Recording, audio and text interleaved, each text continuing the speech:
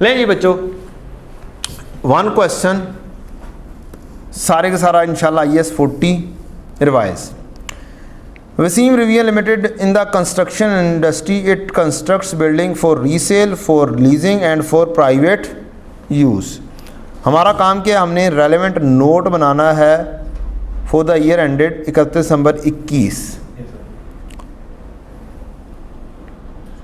पहली आ गई पर प्रॉपर्टी पेशावर में रेंटल पर्पसेस के लिए और फॉलोइंग एक्सपेंडिचर इनकर हुए हैं। Purchase cost, invoice value, legal fees ले लेंगे, नॉन फंडेबल टैक्सेस ले लेंगे, गवर्नमेंट टैक्सेस ले लेंगे, अदर ट्रांजैक्शन कॉस्ट चलो ये भी ले लेते हैं, प्रोफेशनल चार्जेस ये भी ले लेते हैं। कहता है operating losses incurred before the property achieve the plan level of occupancy, operating expenses शामिल नहीं होते एज पर IAS 16, एज पर IAS 40 कॉस्ट डिटर्मिनेशन में ये नहीं आते। Cost incurred on opening ceremony, ये भी क्या कर दिया जाए, get out. Special repair of the property of tenant requirement 1 lakh रुपया, अन्यवा ही ऐड कर दें, अन्यवा नहीं ऐड करना, आगे देखना है कि जनाब ये जो स्पेशल रिपेयर है इससे क्या इकोनॉमिक बेनिफिट जनरेट होना है या नहीं होना।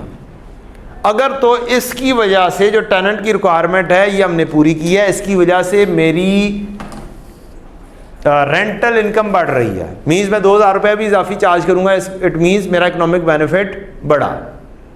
ऑन अदर हैंड अगर इससे कोई रेंट वगैरह बढ़ा नहीं है तो फिर ये एक्सपेंसेस में जाएगी। आगे देखते हैं, fair value of this property 31 दिसंबर 21 पर 13 million. Done. Due to special repair no additional rent would be charged. इसका मतलब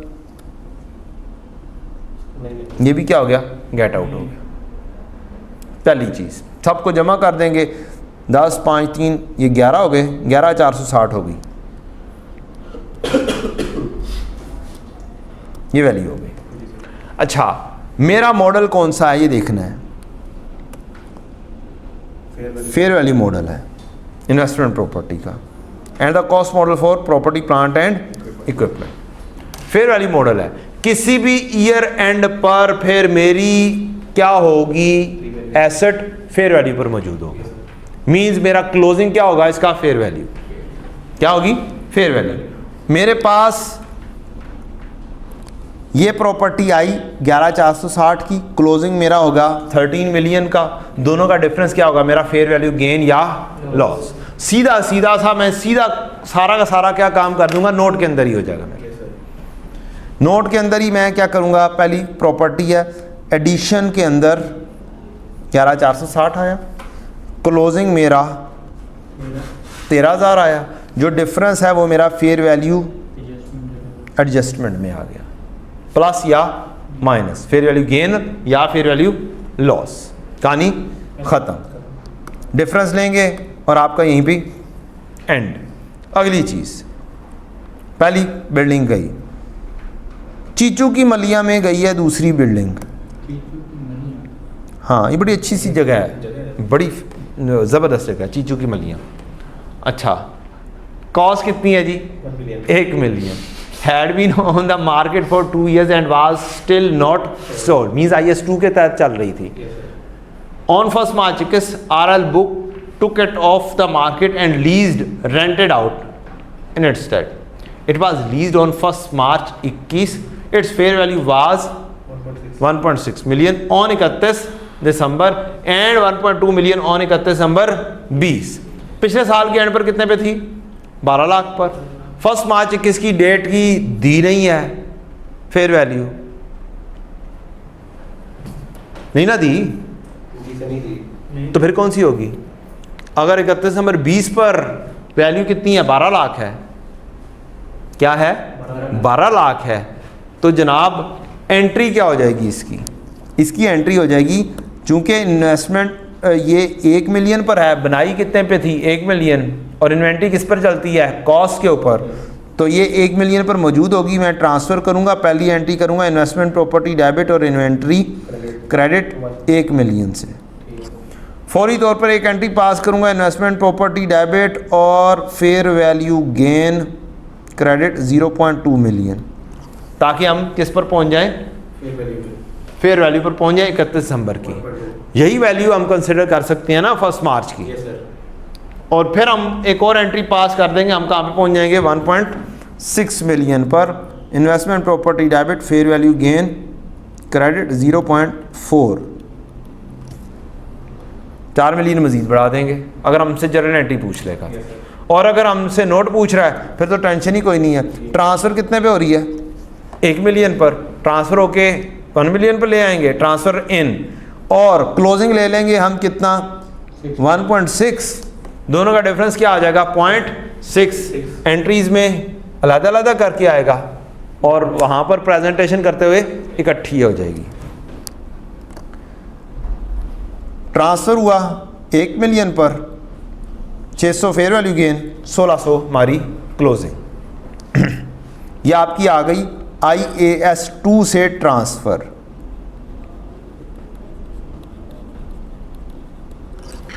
next, the fair value of the building of दीर rented out to tenant has never been determined and this building was completed on 1st January 18 at a cost of 5 million. Its total estimated useful life 10 year था और इसकी residual value कितनी थी 2 million. Both estimates remaining unchanged. 2018 में बनाई थी, क्या किया था, कभी भी डिटरमिन नहीं हुई इसकी, तो इसका मतलब है किस पे रखें, कॉस्ट मॉडल पर मजबूरन रखना पड़ेगा। क्या रखना पड़ेगा, मजबूरन। रेजिडुअल वैल्यू क्या लेंगे, डेप्रीसिएशन के लिए 0, क्या लेंगे 0 as per the standard. Para 53 0 ले लेंगे, कहानी खलास। पढ़ा ना थोड़ी देर पहले हमने, पैरा 53 पढ़ा है, रेजिडुअल वैल्यू दिखाइए, आपको 0 लेनी है, तो हमने तो स्टैंडर्ड के मुताबिक चलना है। और हमने क्या करना है, 5 मिलियन कॉस्ट होगी। किधर गई डेट, कब खरीदा था 1 जनवरी 18। अब हमारे साल का शुरू कौन सा होगा, हमारा ईयर एंड क्या है 31 दिसंबर 21, मीन्स 31 दिसंबर 20 तक पहुंचना है। खरीदा कब था हमने, जनवरी 18, मीन्स 18, 19, 20, 3 साल की डेप्रीसिएशन होगी मेरी ओपनिंग एक्यूमुलेटेड डेप्रीसिएशन। कॉस्ट कितनी है जी 5 मिलियन। किसी भी ईयर एंड पर एसेट अकाउंट अपनी कॉस्ट या रीवैल्यूड अमाउंट पर मौजूद होता है IAS 16 का मकूला, और अब ये किस पर मौजूद है, कॉस्ट पर। तो 5 मिलियन होगी मेरी कॉस्ट और एक्यूमुलेटेड डेप्रिसिएशन मेरी 5 माइनस 0 डिवाइडेड बाय 10, ये 1 साल की आएगी कितनी, 5 मिलियन तकसीम 10, 5 लाख, 5 लाख ज़रा 3, 15 लाख। 15 लाख हमारी क्या हो जाएगी, ओपनिंग एक्यूमुलेटेड डेप्रीसिएशन। 5000 मेरी कॉस्ट, क्लोजिंग भी कॉस्ट, ओपनिंग मेरी 1500, 1 साल की डेप्रीसिएशन 500, क्लोजिंग 2000, और ये नेट कैरिंग अमाउंट 3000। फॉर्मेट बनाना पड़ेगा सिर्फ इसके लिए। वैसे स्टैंडर्ड के मुताबिक हमें 2 तरह की बस प्रॉपर्टीज दिखानी है, एक वो जो फेयर वैल्यू पर चल रही है और एक वो जो फेयर वैल्यू के ऊपर नहीं चल रही। हमें ये सारी की सारी लाजमी नहीं है हम दिखा रहे हो, इन सब का क्या होना चाहिए, एक टोटल होना चाहिए। इसका अलहदा मेंशन करेंगे, इसको कौन सा, ये वाला सॉरी, और बाकी सब को इकट्ठा प्रैक्टिकली अगर हम देखें तो। अब यहाँ पर पेपर पर्सपेक्टिव में आपको देगा ही नहीं ज़्यादा, ये तो मैंने बना ली है ना सारी की सारी, पता नहीं 2 या 3 होंगी, 2 ही होंगी चांसेस हैं, ठीक। वो फिर अगर करेगा ना तो बस 2 रख के कहानी ख़त्म कर देगा मोस्ट प्रोबेबली, या 3 हो जाएगी कि 2 को इकट्ठा करना आसान हो जाएगा। मसलन इसको और इसको इकट्ठा करना हो मैंने, इसको और इसको, इन दोनों को इकट्ठा करना हो तो ये 11460, ये 1000, 1540 जमा 600 कितना हो गया 2040, क्लोजिंग आ जाएगा 13000 जमा 1600, 14600, नोट इकट्ठा हो जाएगा, ठीक। तो ये वर्किंग आपकी है, आपकी आसानी के लिए जेन्युइन है। 2 कॉलम बस, फेयर वैल्यू पर कौन कौन सी प्रॉपर्टी है और कॉस्ट के ऊपर आपने कौन सी मजबूरन रखी हुई है, बस बाकी डिटेल अलहदा से नोट के अंदर अगर कोई कहानी आपने बतानी है तो। नेक्स्ट है जी आपकी लाहौर की प्रॉपर्टी। 1 अगस्त 21 को हमने एवेक्टेड द टेनेंट किया from the building in Lahore and moved its head office into the building instead. Means IAS 40 पर था, IAS 16 पर हम जा रहे हैं। On this day the fair value was 20 million. इस डे के ऊपर क्या है जी 20 मिलियन हमारी है, बाकी की लाइफ 15 साल है और रेजिडुअल वैल्यू हमारी 8 मिलियन है। Fair value of the building was 15 million on 31 December 20। मेरा ओपनिंग क्या हो जाएगा, पिछले साल का क्लोजिंग 15।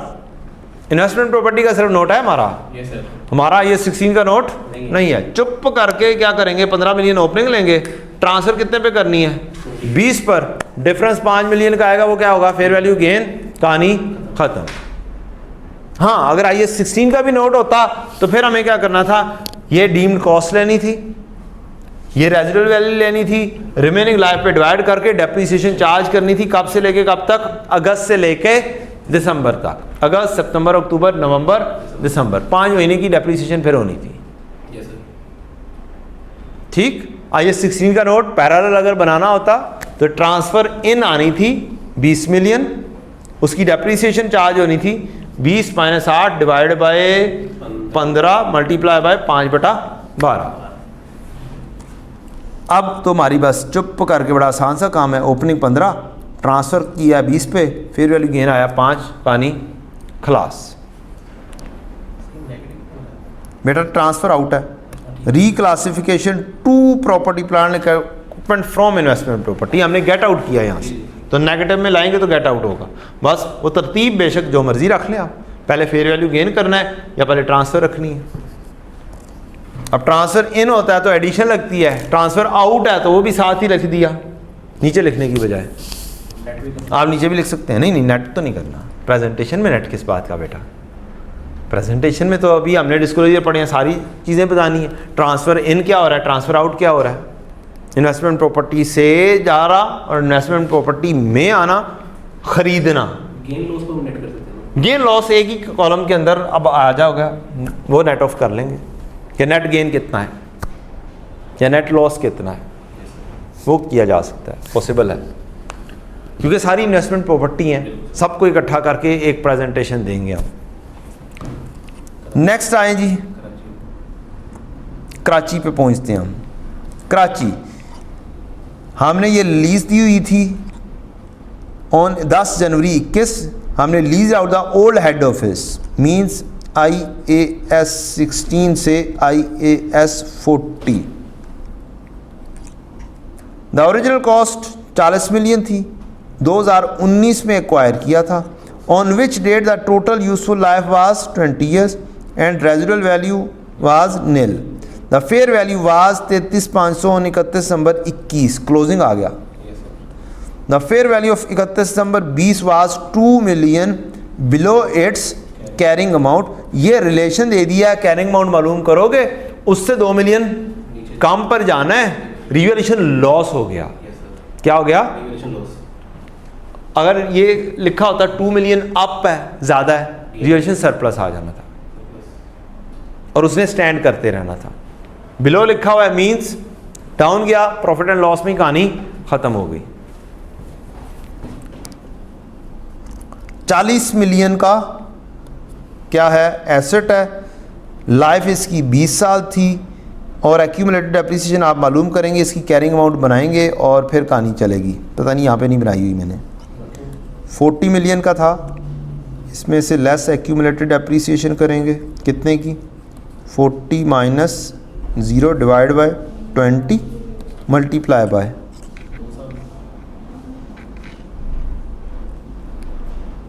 कब था जी, 10 जनवरी को ट्रांसफ़र किया हमने, जनवरी 19 में ख़रीदा था, मींस 19 पूरा 20 पूरा, 2 साल पूरे।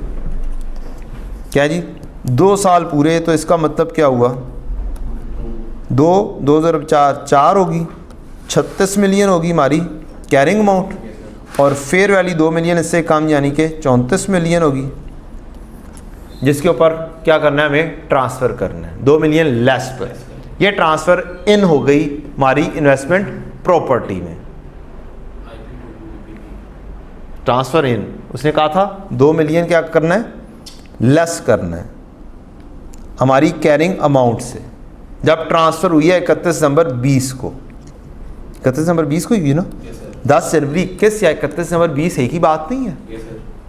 क्यों बच्चों, 10 जनवरी 21 या 31 दिसंबर 20 एक ही बात है। हमारे साल के अंदर ये फेयर वैल्यू के ऊपर पहुंच चुका हुआ है 34 मिलियन। 34 मिलियन पर ट्रांसफ़र करेंगे और 33,500 क्लोजिंग होगा, 0.5 मिलियन मज़ीद कम हो जाएगा। नीचे जाएं, नीचे नीचे नीचे, ये यहाँ पे आ गया 34 पे ट्रांसफ़र, फेयर वैल्यू लॉस 33,500 की presentation. This is how easy this standard is. Transfer जैसी मर्ज़ी दे दे, आपने जस्ट क्या करना है, रूल्स को सामने रखना है और चला देना कहानी। अनलेस एंड अनटिल के दोनों क्या चीज़ें हों आपके पास इकट्ठे दिए। आखिरी प्रॉपर्टी जी, Multan. Having fair value on 31 December 20 of ₹9 million is destroyed by and its fair value decreased by 4 million only। 30 नवंबर पर एक इन्वेस्टमेंट प्रॉपर्टी है, फेयर वैल्यू डाउन हो गई है, डिस्ट्रॉय हो गई है बाय फायर। कोई कुछ एरिया डिस्ट्रॉय हुआ होगा, मुकम्मल नहीं हुई, तो उसकी फेयर वैल्यू पहले कितनी थी, 4 मिलियन से डिक्रीज़ हुई है। 31 नवंबर 20 पे 9 मिलियन थी, 4 मिलियन से डिक्रीज़ 5 मिलियन पे क्लोजिंग आ गई होगी। 9 मिलियन ओपनिंग, 4 मिलियन से decrease, 5 million closing, and that's the end of the game. Question के अंदर हमें कुछ और डाटा दिया हुआ है, कहता है कि रेंटल अर्न हमने इतना किया है, तो जितना भी रेंटल अर्न किया है वो हमें डिस्क्लोजर के मुताबिक डिस्क्लोजर लिखना होगा। 8 मिलियन का हम रेंटल अर्न की कहानी लिख देंगे। फिर हम लिख देंगे कि हमें इस फेयर वैल्यू, इसकी फेयर वैल्यू बतानी होती है। क्या करनी होती है, जो कॉस्ट मॉडल पर हो उसकी भी क्या करनी होती है, फेयर वैल्यू बतानी होती है। तो fair value of the building these has never been determined, it's total estimated इतने, एस्टिमेटेड स्क्रैप वैल्यू इतनी थी, इसकी रेंज ऑफ फेयर वैल्यू ये है। ये चंद डिस्क्लोजर हैं जो हमें बताने होते हैं। एक बिल्डिंग है जो transfer from inventory to investment property हुई, this property was situated in चीचों की मलियाँ। अगर मज़ीद डिटेलें देनी है तो दे दें, नहीं डिटेलें देनी तो ना दें। रेंटल्स की होती है इंफॉर्मेशन, इसको बस उठा के बस नीचे जस्ट कॉपी पेस्ट है, कर दो। हाँ, मुफ्त के मार्क्स हैं, पूरा नोट नहीं भी बनाया हुआ, ये लिख दो कि मार्क्स मिल जाएगा, 0.5 मार्क्स या 0.75 या 0.25 व्हाट्सएवर इट इज़, मुफ्त के मार्क्स हैं।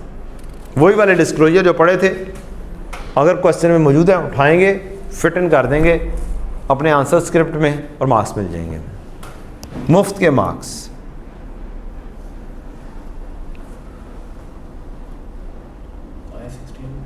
चलें जी, मज़ीद कहानियाँ जो हैं आप खुद ही देख लें तो अच्छी बात है, और इतना टाइम नहीं है कि हम इस वक्त मज़ीद डिटेल में जा सकें। आपके लिए चंद पास पेपर ज़रूर मैंने कॉपी कर दिए हुए हैं ताकि आप इनको देख लें। हाँ जी, वो तो ऑलरेडी शेयर्ड है, हमारी लिंक शेयर्ड है, उसके अंदर आ जाएगा। चलें जी, क्लोज़ करें जी बेटा, अगली वीडियो ऑन करते हैं जी। IAS 16 दो तरह से क्वेश्चन आते हैं, एक ज़्यादातर नोट आता है या एक्सट्रैक्ट्स आते हैं। नोट के अंदर हमारे पास बहुत सारी वैरायटी है, हमारे पास एडिशन है, हमारे पास डिस्पोजल है, हमारे पास एक्सचेंज है, हमारे पास चेंज इन एस्टीमेट है और रिवैल्यूएशन है, फिर रिवैल्यूएशन के अंदर डिस्पोजल है, फिर आपके पास कंपोनेंट ऑफ एसेट्स हैं। ये सारे की सारी वैरायटी हमारी क्या है, IAS 16 के अंदर ही फॉल करती है। और एग्जामिनर के पास बहुत ज़्यादा टाइम नहीं है कि वो सारी चीज़ें इकट्ठी टेस्ट कर सके। वो कभी 2-3 चीज़ें मिक्स करके, कभी डिस्पोजल साथ ही दे देगा, साथ आपको दे देगा चेंज इन एस्टीमेट दे देगा, कभी सिर्फ चेंज इन एस्टीमेट और रिवैल्यूएशन के ऊपर खेलेगा, चेंज इन एस्टीमेट हमेशा साल के शुरू में अप्लाई होती है, चाहे हमारे पास ईयर एंड की डेट दी हो। एज पर IAS 8 current year end future year के ऊपर अप्लाई करनी होती है। तो जब करंट ईयर की बात आती है तो इट मीन्स साल के शुरू में, साल के शुरू में। तो उसने अगर डेट मेंशन भी कर दी है, इस डेट से ऑनवर्ड है, डेट मेंशन ऑनवर्ड की कहीं पर बात नहीं आती। एस्टीमेट चेंज में एस्टीमेट चेंज में ऑनवर्ड की बात नहीं आती। एस्टीमेट चेंज के अंदर डेट दी जाती है ऑन 31 दिसंबर हमने रेजिडुअल वैल्यू चेंज करने का सोचा, हमने डेप्रिसिएशन मेथड चेंज करने का सोचा, हमने लाइफ चेंज करने का सोचा। लाइफ चेंज है तो फिर साल के शुरू से अप्लाई होगा। रेजिडुअल वैल्यू चेंज है, साल के शुरू से अप्लाई होगा। डेट क्या दिया है? 31 दिसंबर। डन। साल के शुरू से अप्लाई करना है। 2 पास पेपर्स हैं, लाजमी तौर पे देख लें। एक है पियानो लिमिटेड के नाम से, एक है टसूकी लिमिटेड के नाम से, TSUKI या सूकी बोला जा सकता है अगर चाइनीज़ लैंग्वेज में बोला जाए तो सूकी। हाँ, वो रिसेंट अटैम्प्ट्स में 2-3 अटैम्प्ट्स के अंदर आपको मिल जाएंगे। नाम मुझे याद हो गए हैं और किसी क्वेश्चन के नाम याद नहीं हुए, इन 2 के नाम याद हो गए, पियानो और सूकी। हाँ ले जनाब, आपका नोट बनता है। नोट का format for the year ended property plant equipment, एक है जी ग्रॉस कैरिंग अमाउंट टॉप पर लिखनी होती है आपको। ग्रॉस कैरिंग अमाउंट में आपकी कॉस्ट या रिवेल्ड अमाउंट आती है। ये प्रोफेशनल वर्ड है gross carrying amount. Opening, addition, transfer in, cancellation या एलिमिनेशन, हवाई एंट्री, एक्यूमुलेटेड डेप्रिसिएशन डेबिट और एसेट क्रेडिट वाली एंट्री। रिवैल्यूएशन के अंदर आपको 2 लाइंस प्रेजेंट करनी है। भाई परेशान हो गया भाई, क्या भाई परेशान हो गया था हवाई एंट्री। हवाई एंट्री, अच्छा ठीक है, वो हमारी क्लास की एक लैंग्वेज है हवाई एंट्री। ठीक है, तो हमारी जो वर्किंग बनाई जाती है उसके अंदर सारी एंट्रीज नज़र आती हैं, बोली जाती हैं, सिवाय इस एंट्री के जगह ये स्ट्रेट फॉरवर्ड नज़र नहीं आती, इसलिए ये हवाई एंट्री है। ठीक है जी, क्या आपकी वर्किंग में मर्ज रहती है? हाँ, वर्किंग में मौजूद होती है लेकिन उसको निकालना होता है वहाँ से, तो वो हवाओं में नज़र आती है। बाकी सारी लाइन आइटम्स की एंट्रीज सामने सामने होती हैं। ये 2 लाइन्स आप बनाएंगे तो क्या होगा, रिवैल्यूएशन का अपवर्ड, रिवैल्यूएशन और प्रॉफिट एंड लॉस के अंदर कितनी जा रही है, दोनों इकट्ठी आ जाएंगी।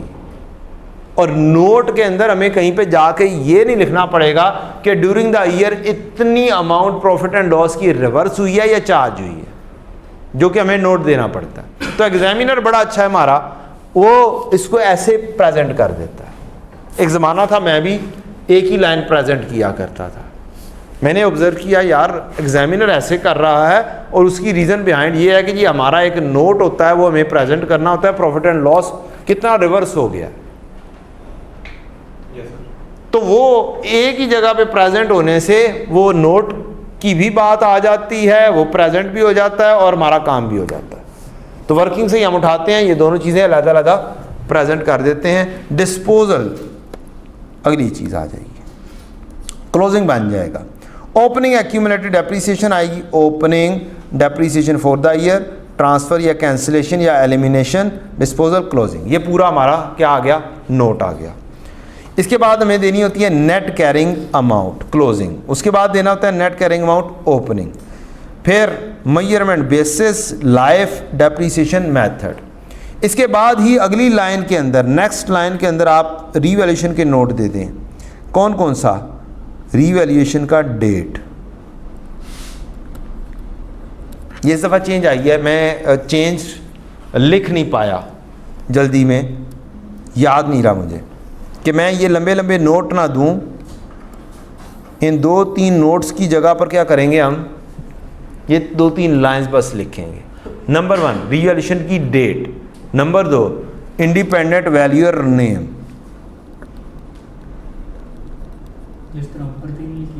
जी जैसे ये वाली लाइंस आ रही हैं इसी की आगे एक्सटेंशन चल रही है, ये लाइन से लिखनी है 10.2 10.3 ये लिखने की जरूरत नहीं है, पहले लिखा करते थे, एग्जामिनर भी इसी तरीके से लिखा करता था। Last evaluation was perform by independent valuer, फलाना टिमकाना, ये वो। Carrying amount had there been cost model been use instead, या फिर had there been no revaluation the carrying amount would have been this फलाना। ये लिखा जाता था लंबा सा नोट इंग्लिश के अंदर। अब हमारी स्टडी टेक्स्ट के अंदर उसने क्या किया है, न्यू स्टडी टेक्स्ट के अंदर उसने बहुत रिलैक्स कर दिया है। उसने किया है चुप करके ये 3 लाइन्स लिख दो, जिस कॉलम में रिवैल्यूएशन मॉडल आ रहा है उसमें ये 3 लाइन्स प्रेजेंट कर दो। ये यहां पर ये वाली रिक्वायरमेंट है डेट की, किस तारीख को हुई है तो रिवैल्यूएशन डेट आ गई। इंडिपेंडेंट वैल्यूअर का नेम बताना होता था हमें, कौन सा रिवैल्यूएशन इंडिपेंडेंट वैल्यूअर का नेम है वो भी आ गया यहाँ पे। फिर हमें बताना होता था कैरिंग अमाउंट कॉस्ट मॉडल, तो अगली एक पॉइंट लिख देंगे कैरिंग अमाउंट कॉस्ट मॉडल।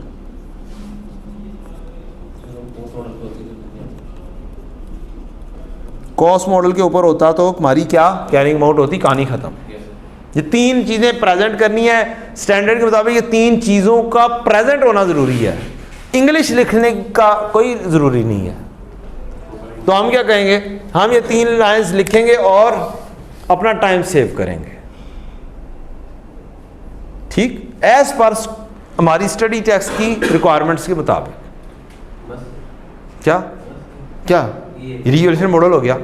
अगली चीज एक है डिस्पोजल का नोट। क्या जी, ये डिस्पोजल का नोट हम लोग पढ़ते हैं, क्या क्या कुछ देना है इसमें, कॉस्ट दे दें, एक्यूमुलेटेड एफिशिएंसी दे दें, कैरिंग अमाउंट असल चीज़ है, सेल प्रोसीड है, गेन लॉस है, मोड ऑफ डिस्पोजल है, पर्टिकुलर ऑफ एसेट है। लेकिन हमारे एक पास पेपर है डिस्पोजल के, आबिद लिमिटेड के नाम से मौजूद है पास पेपर। इसके अलावा और भी पास पेपर हैं जिसमें डिस्पोजल्स हैं, ठीक। हिस्टोरिकली जब आबिद लिमिटेड आया FAR 2 के लेवल पर, उसमें भी ये नोट मौजूद था, लेकिन एग्जामिनर ने हमें बड़ा आसान कर दिया, उसने ये नोट स्टडी टेक्स्ट में रिमूव्ड है। स्टडी टेक्स्ट में थ्रू आउट नोट नहीं है, ये मैंने बुक में रखा है, अपनी बुक में रखा है, प्रेजेंट किया है, लेकिन हर क्वेश्चन के बाद मैंने नॉर्मली ये बता दिया है कि जनाब स्टडी टेक्स्ट में नहीं है, नॉलेज के लिए रखें, अगले लेवल पे काम आएगा, अगले लेवल पर काम आएगा, FAR 2 के लेवल पे काम आएगा। है कुछ भी नहीं इसके अंदर, लेकिन FAR 1 में देने की जरूरत जरूरत नहीं है, क्योंकि दिया ही नहीं हुआ। डिस्पोजल हो भी जाएगी तो जरूरत नहीं है। मैंने आप लोगों के लिए लिख दिया, नीचे इन्फॉर्मेशन बता दी कि कंपनीज एक्ट के तहत कौन सी रिक्वायरमेंट है, ये 4-5 चीज़ें चाहिए हमें कंपनीज एक्ट के तहत, और मैंने बुक में भी नोट दे दिया। बट आई के स्टडी टेक्स्ट 2023 में जो आई है ये नहीं दिया हुआ, लिहाजा हमें इस चीज़ की टेंशन लेने की ज़रूरत नहीं है। अगर किसी ने पढ़ा भी हुआ है तो इस नोट को देने की ज़रूरत पेपर में नहीं है, डिस्पोजल भी आ जाएगा। क्यों, स्टडी टेक्स्ट में से आउट है। इट मीन्स एक क्वेश्चन है जो पास में हिस्ट्री में आ चुका हुआ है, उसके सॉल्यूशन में भी मौजूद है उसके, और स्टडी टेक्स्ट में नहीं रखा। इसका क्या मतलब हुआ, इसका मतलब है वो इसको टेस्ट करने के मूड में नहीं। रीज़न क्या है, रीज़न भी मैं बताता हूँ। कंपनीज एक्ट हमारे लेवल पर पड़ा हुआ नहीं है, 2017 कंपनीज एक्ट, और ये किसकी रिक्वायरमेंट है, कंपनीज एक्ट की रिक्वायरमेंट है, ये स्टैंडर्ड की रिक्वायरमेंट नहीं है, ये कंपनीज एक्ट की रिक्वायरमेंट है कि डिस्पोजल का ये नोट बने। वो स्टूडेंट जो FAR 2 पढ़ रहे हैं लाजमी तौर पे ज़रूरत है, जो FAR 2 नहीं पढ़ रहे हैं सिर्फ FAR 1 दे रहे हैं तो उनके लिए बिल्कुल भी ज़रूरत नहीं है। R1 के लेवल पर नहीं ज़रूरत है, उनको R2 के लेवल पर ज़रूरत है। यहाँ पे एक बच्चा बैठा हुआ है असल में, इसलिए उसके लिए बताया मैंने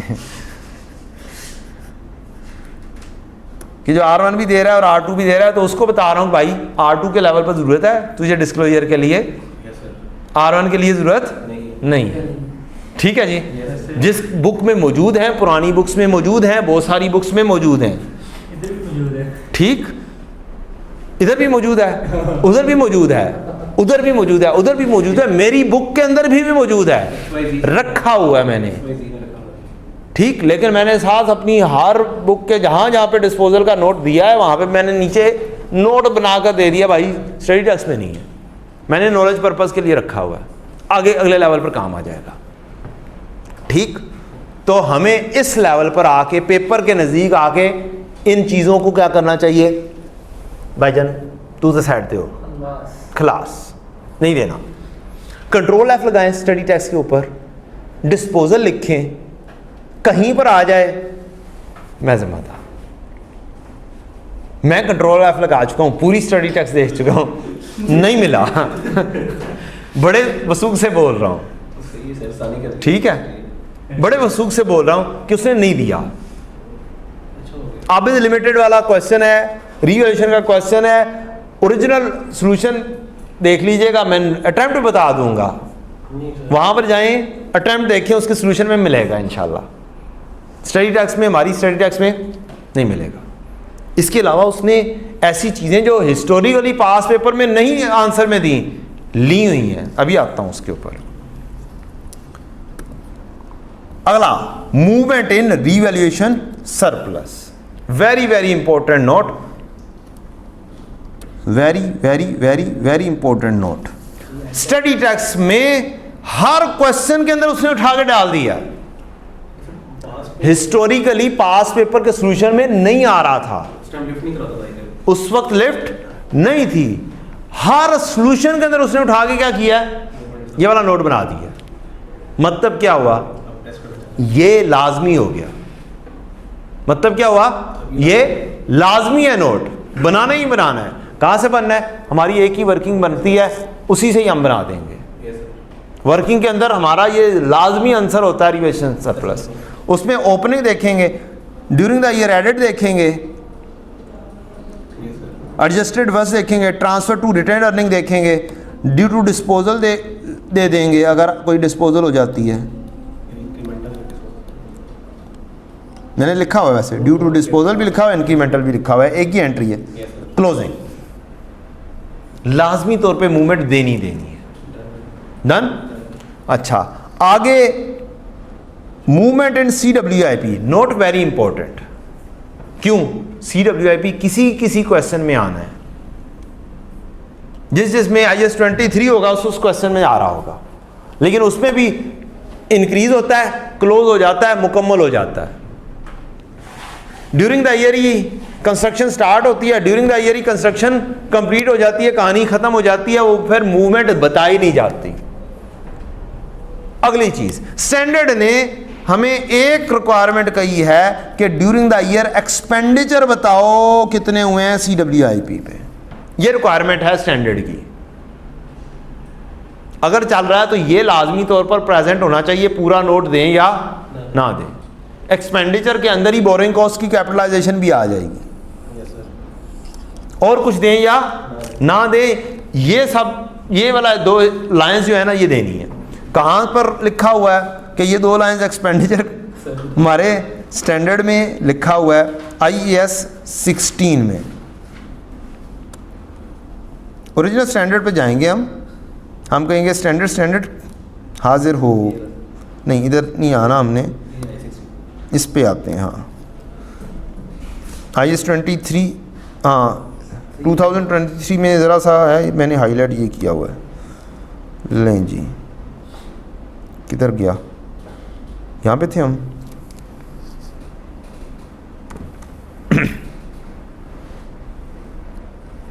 ये आ गया जी IAS 16। सबसे एंड पे डिस्क्लोजर होते हैं बच्चों, क्या होते हैं, सबसे एंड पे डिस्क्लोजर होते हैं। ये आगे डिस्क्लोजर्स, ये मेन नोट है। Measurement basis, depreciation method, useful life depreciation method. नाम कभी भूल जाते हो ना, मैं अक्सर नाम भूल जाता हूँ, ये वाला लफ्ज़ मेजरमेंट बेसिस, नाम भूल जाता हूँ यार, क्या नाम था। पेपर प्रेशर के अंदर लाजमी तौर पे अक्सर भूल जाता है। स्टैंडर्ड खोलो, हाजिर, बजाय इसके कि 2 मिनट लगाओ सोचने पे, खोलो, हाजिर है। नाम भूल रहे हो ना, किस बात की टेंशन है। आगे है ग्रॉस कैरिंग अमाउंट, रिकंसिलेशन, ये वो नीचे आए। मैंने जो दिखाना है वो दिखा देता हूँ आपको।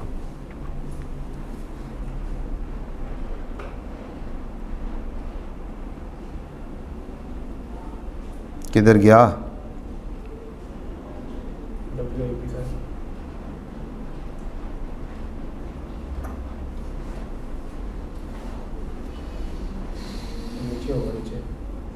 नहीं नीचे नहीं है, यहीं पे ही है एक्सपेंडिचर।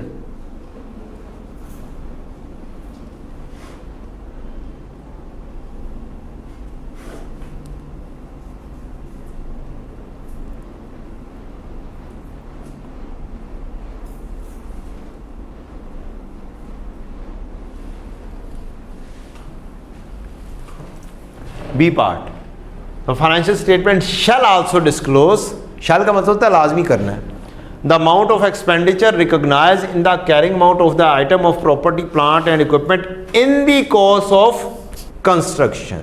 CWIP का एक्सपेंडिचर इनकर कितने हुए, इस के तहत लाजमी क्या बनता है, CWIP का नोट बनता है और उसके अंदर कम से कम एक्सपेंडिचर बनते हैं जिसमें IS 23 क्या होगा, शामिल होगा, वो एक्सपेंडिचर है। ट्रांसफर वगैरह की कहानी छोड़ दें, तो आप नेगेटिव फॉर्म में भी लिख सकते हैं कि इतने एक्सपेंडिचर हुए हैं हमारे ड्यूरिंग द ईयर, बस इतनी सी कहानी, खाली एक छोटी सी line expenditure during the year, amount, कहानी खत्म। ठीक, सारा ना दें लेकिन कम से कम इतना तो स्टैंडर्ड की रिक्वायरमेंट है। ओपनिंग ड्यूरिंग द ईयर की मूवमेंट सारी बेशक ना हो, क्या हो, एक्सपेंडिचर हो। एक्सपेंडिचर में एक और कहानी आती है बच्चों, वो आती है ये वाली कि अगर कोई आपने एडवांस दिया हुआ है प्रॉपर्टी प्लांट एंड इक्विपमेंट का जिसको आपने फ्यूचर में परचेज करना है, ये जेन्युइनली फाल करता है, प्रैक्टिकली फाल किया जाता है, इसे कंबाइन किया जाता है कैपिटल वर्क इन प्रोग्रेस में। क्यों, उसकी रीज़न ये है कि आपने जो एडवांस दिया है ना, नॉन करंट एसेट के लिए दिया है। अगर हम एडवांस दे रहे होंगे सप्लायर्स को for buying purchasing, current assets में फाल करेगी। अगर आप नॉन करंट एसेट से रिलेटेड एडवांस दे रहे हैं तो ये एक हिसाब से अंडर प्रोसेस हो गया, आपने एडवांस दिया है किसी चीज़ के लिए। अब उसके अगेंस्ट क्या आनी है चीज़, प्रॉपर्टी प्लांट एंड इक्विपमेंट आना है। तो अब इसका एडवांस अगर आप करंट एसेट्स के अंदर लिख देंगे तो ये अच्छी बात नहीं है, लाइक विद लाइक नहीं है, ये लॉजिकल नहीं है कि एक नॉन करंट एसेट से रिलेटेड क्या चीज़ दे रहे हैं, एडवांस दे रहे हैं, तो आप उसकी प्रेजेंटेशन कहाँ पे कर दें, करंट एसेट्स में कर दें। डन, तो इसको प्रेजेंट कर दिया जाता है कहाँ पर, यहाँ पे। एज सच टेस्टेड नहीं है, एज सच टेस्टेड नहीं है, किसी भी वक्त हो सकता है, इसलिए बता रहा हूं। चेंज इन एस्टीमेट का नोट, चेंज इन एस्टीमेट का नोट एज पर IS 16 अक्सर चेंज इन एस्टीमेट होता है, जनरली चेंज इन एस्टीमेट होता है। तो चेंज इन एस्टीमेट के नोट के मुताबिक IS 8 भी हमारे कोर्स का हिस्सा है। ठीक, अगर वो पूछ ले चेंज इन एस्टीमेट का नोट लिखो तब लिख दीजिएगा, अदरवाइज छोड़ दीजिएगा। IS 16 के ही रिक्वायरमेंट में अगर दे दे चेंज इन एस्टीमेट का नोट दे दो तब लिख दीजिएगा, अदरवाइज छोड़ दीजिए। पीपी का नोट रिक्वायर्ड किया है तो छोड़ दें, इतना टाइम नहीं है फिर हमारे पास, इतना टाइम नहीं है हमारे पास, छोड़ दें।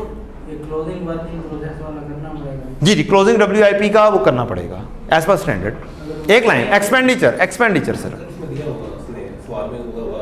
अगर सवाल में मौजूद हुआ तो तब आप लिख देंगे एक्सपेंडिचर ड्यूरिंग द ईयर, कम अज कम। रिक्वायरमेंट में बताया नहीं, रिक्वायरमेंट में नहीं बताएगा, उसका नहीं बताएगा, बताएगा तो इसका जरूर बताएगा। एस्टीमेट चेंज करो, एस्टीमेट चेंज होता है हमारे क्वेश्चन में अक्सर होता है, लेकिन आंसर में नजर नहीं आता। लेकिन हमारे कोर्स का हिस्सा बन चुका हुआ है चेंज इन एस्टीमेट का नोट, IS 16 के साथ क्लब होकर आ सकता है, आराम से आ सकता है, क्योंकि एस्टीमेट चेंज है, हमारे कोर्स का हिस्सा है।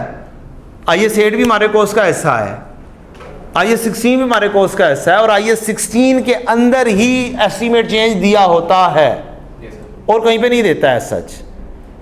ऐसे ही है ना, या IS 8 के अंदर दे देगा तो IS 8 में दे देगा तो खामखा का बोझ डालेगा, अपने ऊपर बोझ डालेगा।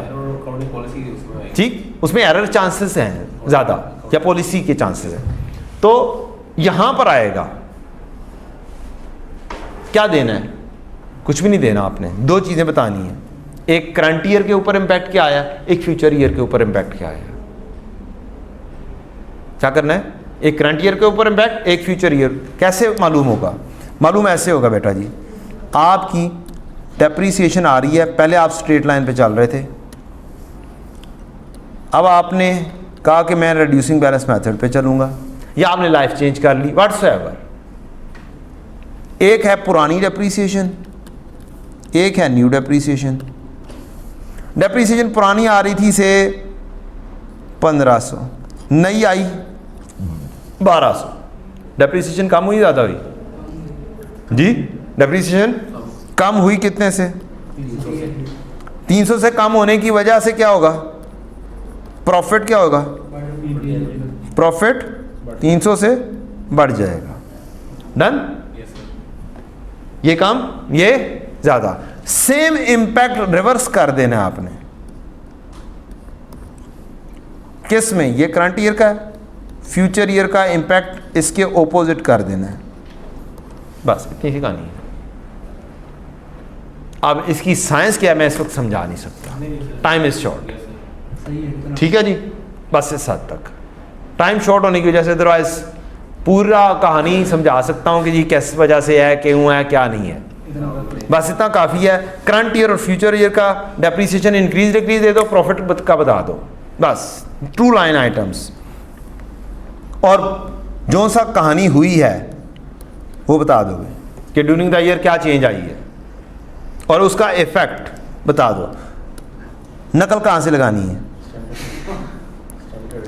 स्टैंडर्ड, वो भी IAS 16 का ही, कहीं और दूसरे ने बात करेंगे। IAS 16 के स्टैंडर्ड से नकल लगाएंगे, और नकल लगानी है हमने यहाँ से,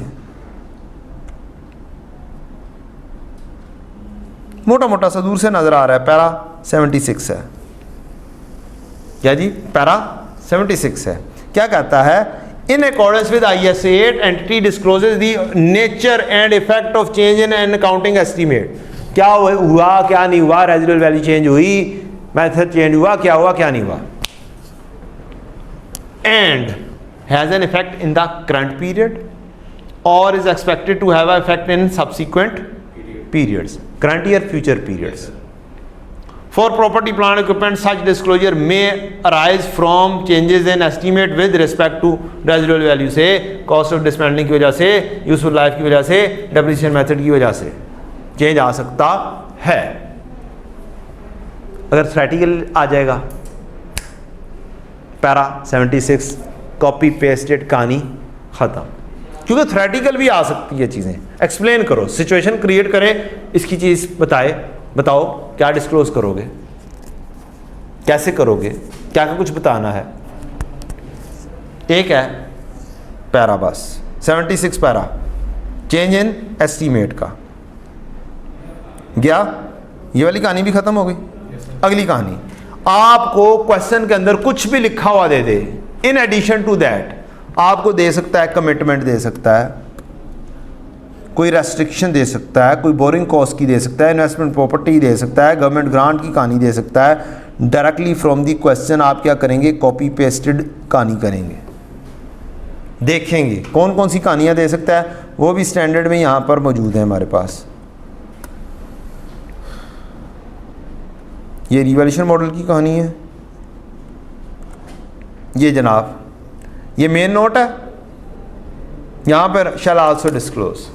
कोई रेस्ट्रिक्शन है टाइटल के ऊपर, क्वेश्चन में बताया होगा रेस्ट्रिक्शन है, बतानी है, एज इट इज उठाएंगे पेश कर देंगे। कोई प्रॉपर्टी, प्लांट, इक्विपमेंट सिक्योरिटी के तौर पे, प्लेज के तौर पे दिया हुआ है, क्वेश्चन में बताया होगा कि फलाने लोन लेने के लिए प्लेज करवाया है, उठाकर लिख देंगे।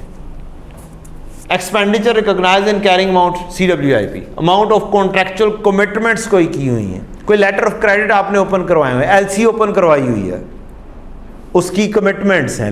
LC क्या है? It is a commitment, letter of credit is a commitment, कोई और कमिटमेंट बोली हुई है, चुप करके जो लिखा हुआ है ना क्वेश्चन में उठाओ, कॉपी पेस्ट, नथिंग एल्स। मुफ्त के मार्क्स हैं, क्या है?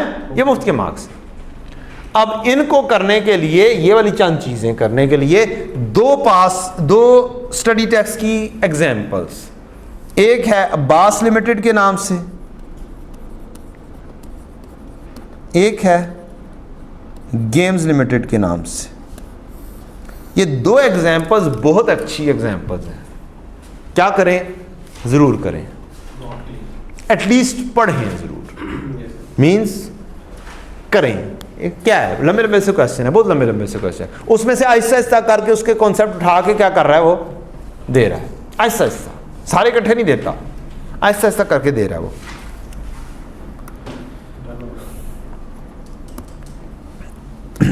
अब आती है कहानी बड़ी मज़ेदार जनाब। एक है आल्टरनेट नोट, एक आपने सीखा रूटीन में, एक है दूसरा नोट, तरीकाकार दूसरा। आपका जो ऊपर था ना नोट, ये था एसेट अकाउंट बन रहा था अपनी कॉस्ट पर। किसके ऊपर?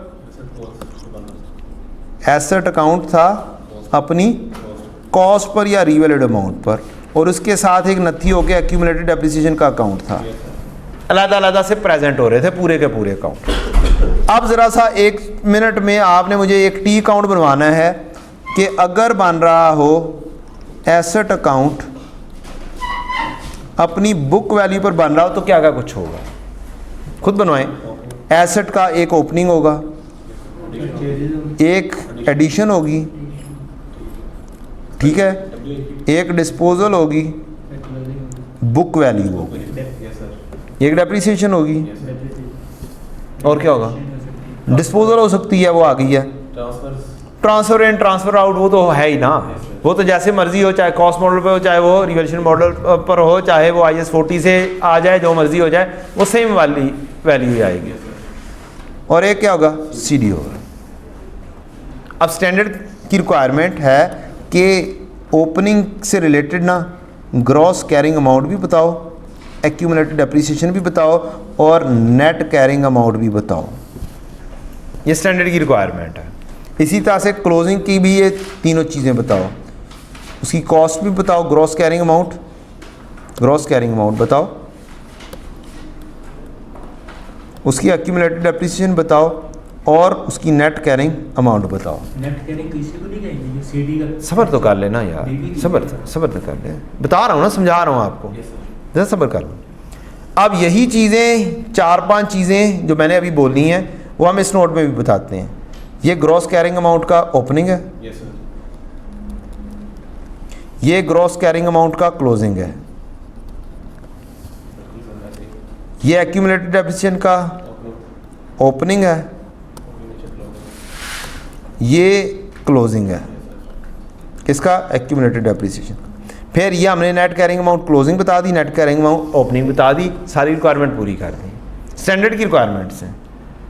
ठीक, ये है स्टैंडर्ड की रिक्वायरमेंट्स बेटा जानी। ये वाली, ये वाला नोट क्या लिखता है, gross carrying amount and accumulated depreciation, beginning and and, beginning and and. Reconciliation में बताओ एडिशन, इंक्रीज और डिक्रीज, इम्पेयरमेंट लॉसेस, रिवैल्यूएशन के, reversal of impairment loss, impairment losses reverse, depreciation, ये चीज़ें बताओ। ठीक है जी। एक्सचेंज डिफरेंस वगैरह कोई है FAR 2 के लेवल की कहानी। तो ये चीज़ें हैं, तो यही चीज़ें अगर हम प्रेजेंट कर रहे होंगे एक दूसरे अंदाज में तो वो ये अंदाज होगा, ग्रॉस कैरिंग अमाउंट ओपनिंग, उसकी accumulated depreciation, net carrying amount at beginning, ये 3 चीज़ें। ठीक, फिर आप आ जाएंगे एडिशन, डिस्पोजल होगी किसके ऊपर, बुक वैल्यू पर, किस पे होगी, बुक वैल्यू पर, डेप्रिसिएशन होगी, net carrying amount at end of the year हो जाएगी, CD आ जाएगा। फिर इस CD के दो हिस्से करके बताने हैं, gross carrying amount, accumulated depreciation, net carrying amount. ये क्यों पढ़ा रहा हूँ, क्या ज़रूरत है इसको पढ़ाने की, नहीं, टाइम सेविंग की कहानी नहीं है।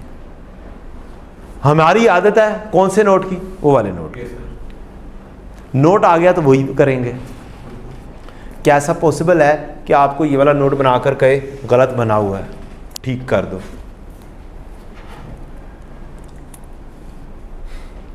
क्या पॉसिबल है? गलत बना हुआ है, ठीक कर दो। ऐसी हरकतें वो R2 में कर रहा है। गलत चीज़ बनाकर दे देता है, कहता है सही करो।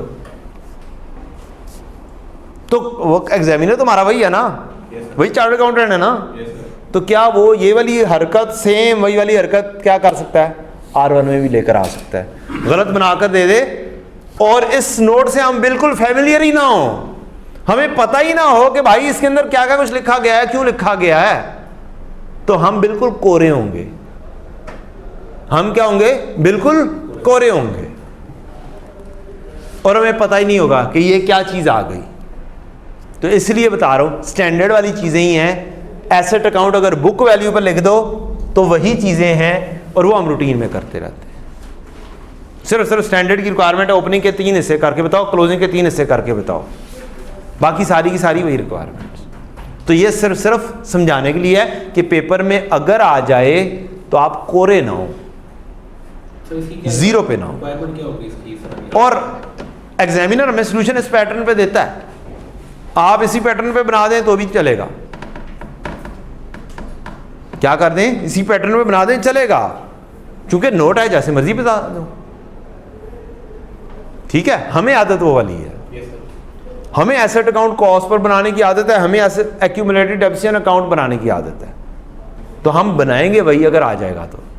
लेकिन अगर गलत आ गया तो उसे ठीक करने के काबिल होंगे, सिर्फ और सिर्फ इतना समझाओ कि ये क्या है, बुक वैल्यू वाली प्रेजेंटेशन है। बेटा जी रिक्वायरमेंट ये होगी कि ये फलाना नोट हमने बनाया हुआ है, ज़रा देखें तो इसमें क्या गलतियां हैं, तो ठीक कर दें। उसने हरकतें ये की हो कि जनाब डिस्पोजल लिख दी हो, कौन से वाली, कॉस्ट वाली, यहाँ पे आनी कौन सी हो, बुक वैल्यू, नीचे जाके बताइए। ठीक, उसको आदत हो दूसरी बनाने की, अब उसको समझ ना लग रही हो यार रिवैल्यूएशन का क्या करना है। अब यहाँ पर उसने दरमियान में ही एक्यूमुलेटेड डेप्रिसिएशन एंट्री बनाने की कोशिश की हो, एक्यूमुलेटेड डेप्रिसिएशन डेबिट और एसेट क्रेडिट, उसे समझ ना लगे क्या क्या करूँ, एक दफ़ा ऐड कर दे, एक दफ़ा लेस कर दे यहीं पे। तो यहाँ पे तो आनी नहीं है। बुक वैल्यू के ऊपर जब एसेट होगा तो वो तो पहले ही बुक वैल्यू पर है, उसमें तो बस अप या डाउन आना है। Asset debit, revaluation surplus credit, कहानी ख़त्म, कोई हवाई एंट्री नहीं, कोई कुछ नहीं, कोई ट्रांसफ़र नहीं। अगर वो एक दफ़ा एक्यूमुलेटेड डेप्रिसिएशन ऐड भी कर देता है, लेस कर देता है, क्या हो जाएगा, गलत हो जाएगा। इस फॉर्मेट पे अगर आप आए तो ये भी स्टैंडर्ड में दिया हुआ अल्टरनेटिव, क्या ये फॉर्मेट ये जो बोला अल्टरनेटिव, आपको सारा चीज़ें तो दिखा दी है मैंने, नोट में दिखा तो दिया मैंने कि कहाँ कहाँ पे रिक्वायरमेंट्स हैं, सारी रिक्वायरमेंट्स वही हैं। ये समझा दिया कि भाई ये बुक वैल्यू है, और क्या चाहते हो, इससे आगे तो मैं नहीं कुछ कर सकता ना। ठीक है जी, हाँ एक मिनट, अब टाइम बेटा नहीं है, आपको क्या दे दूंगा, PDF दे दूंगा। हैं, लास्ट लाइन है, अच्छा बेटा जी,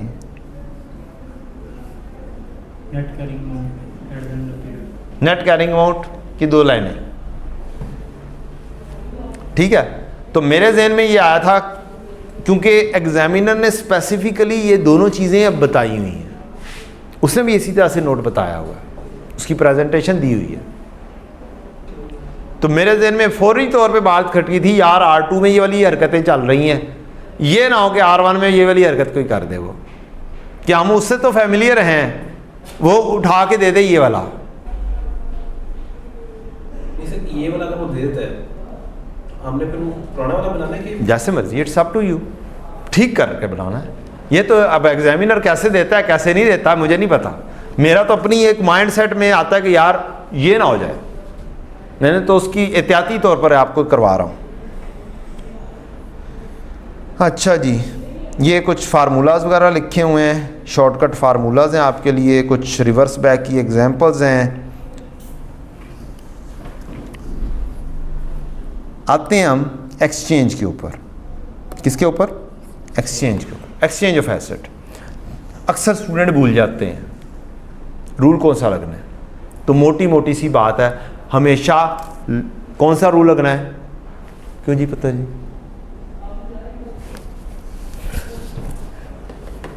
5 रूल्स हैं, 5 में से या 3 रूल्स हैं, 4 रूल्स हैं, हमेशा fair value of old asset को बेस बनाना है। क्या करना है? Fair value of old asset को बेस बनाना है। अगर मौजूद है तो fair value of old asset लेंगे, उसमें या कैश दे रहे होंगे या कैश ले रहे होंगे।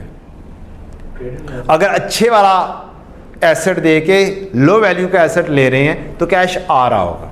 सिटी दे के मैरान ले रहे हैं तो क्या होगा? कैश आ रहा होगा। और अगर मैरान दे के सिटी ले रहे हैं तो कैश जा रहा होगा। ठीक है जी, सर वो ट्रेड इन लॉस होगा ना, ट्रेड इन अलाउंस कह सकते हैं, उसको बोला जा सकता है। ठीक, तो fair value of old asset plus cash paid या fair value of old asset minus cash paid, ये नॉन की बात नहीं है, ये बात है, कह लें हम बोलेंगे fair value of new asset is more reliably measured. क्या लफ्ज़ यूज़ करेंगे? मोर रिलायबली मेजर्ड। नोट की जगह, नॉन की जगह पर आप ये वाला वर्ड यूज करें, more reliably measured. Old asset base है, आपको दोनों एसेट्स की पता है तो भी ओल्ड एसेट, आपको सिर्फ और सिर्फ पुराने एसेट की फेयर वैल्यू पता है तो भी ओल्ड एसेट, न्यू की भी पता है, ओल्ड की भी पता है, न्यू भी रिलायबली मेजर्ड है, ओल्ड भी रिलायबली मेजर्ड है। क्या होगा जी? Fair value of old asset base होगा प्लस कैश पेड या फिर fair value of old asset minus cash receive. तो ये दोनों रूल्स हो गए एक ही। अगली चीज स्टैंडर्ड कहता है जनाब लेना क्या है? फेयर वैल्यू ही होनी चाहिए। क्या होनी चाहिए? फेयर वैल्यू होनी चाहिए। अब ओल्ड की पता नहीं है, नई की पता है, तो कोई ना कोई तो फेयर वैल्यू पता है ना। यस सर, तो फिर भाग जाओगे, ओल्ड नहीं पता, फिर मजबूरन में भाग जाओगे किसके ऊपर? न्यू पे। सिर्फ न्यू की मोर रिलायबली मेजर्ड है, नॉन की नहीं मैं बात कर रहा, मोर रिलायबली मेजर्ड की बात कर रहा हूं। इस बेसिस में क्या ले लोगे? Fair value of new asset ले लोगे। आपको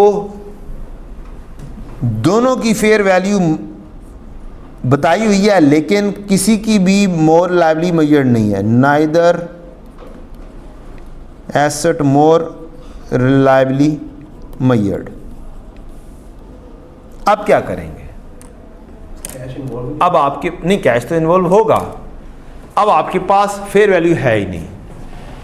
आप क्या करेंगे? मजबूरन जो सी चीज़ मौजूद है वो है carrying amount.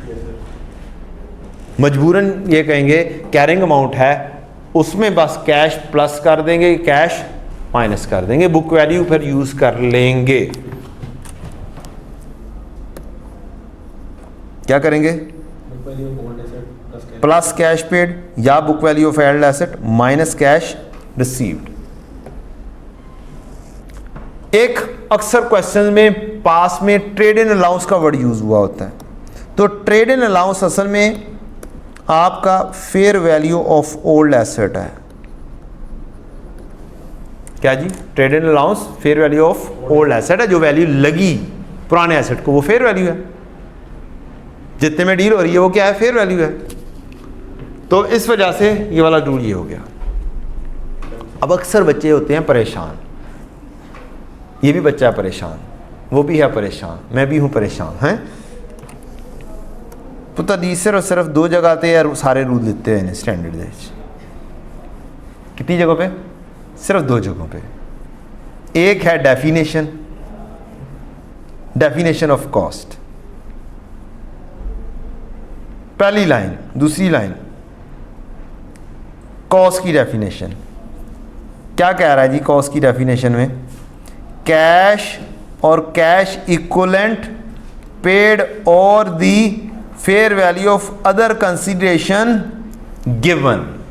Other consideration given का मतलब नहीं तो अदर कंसीडरेशन, कोई दूसरा fair value of old asset. Old asset. Yes sir, ठीक है जी, ये क्या रूल हो गया? कॉस्ट का। कॉस्ट ही मालूम कर रहे हैं ना नए एसेट की। Yes sir, cost of new asset क्या है? कैश या कैश इक्विवेलेंट पे कर रहे हैं। कैश इक्विवेलेंट में क्या? बॉन्ड पे कर दिया, कोई इस तरीके की और चीज़ पे कर दी, बैंक के जरिए पेमेंट कर दी, और यहाँ पे और लिखा हुआ है हम दो चीज़ें पे कर रहे होंगे तो दोनों चीज़ें इकट्ठी हो जाएंगी। ये भी तो हो सकता है ना, हमने पास एक एसेट दिया हो, कोई कैश पे ना किया हो, is it possible? Total barter system, yes sir, फिर क्या हो जाएगी? कोई कैश नहीं दिया तो फिर वैल्यू ऑफ ओल्ड एसेट हो जाएगा, चीज़ एक्सचेंज की है। सिर्फ चीज़ एक्सचेंज की है। एक मैरान थी, उसके साथ दूसरी मैरान कर ली, एक मैरान थी वो दे के कल्टस ले ली, मैरान नई थी कल्टस पुरानी थी, ठीक है, that is possible. Same value की हो सकती हैं, दोनों की फेयर वैल्यू ठीक है, एक्सचेंज हो गई, कोई लेना देना नहीं हुआ, जस्ट चेंज हुई है, तो दैट इज पॉसिबल। तो ये रूल दिया हुआ है एक। अगला रूल दिया हुआ है हमें मेजरमेंट ऑफ कॉस्ट, हेडिंग है, इसके अंदर ये वाला पैरा है, क्या कहता है? बहुत ज़्यादा गंद मच गया हुआ है, हैं? सारा गंद खत्म हो गया?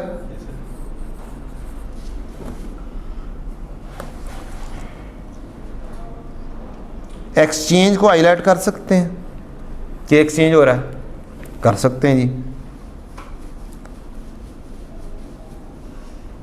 क्या ये कर सकते हैं कि ये फेयर वैल्यू के ऊपर होगा?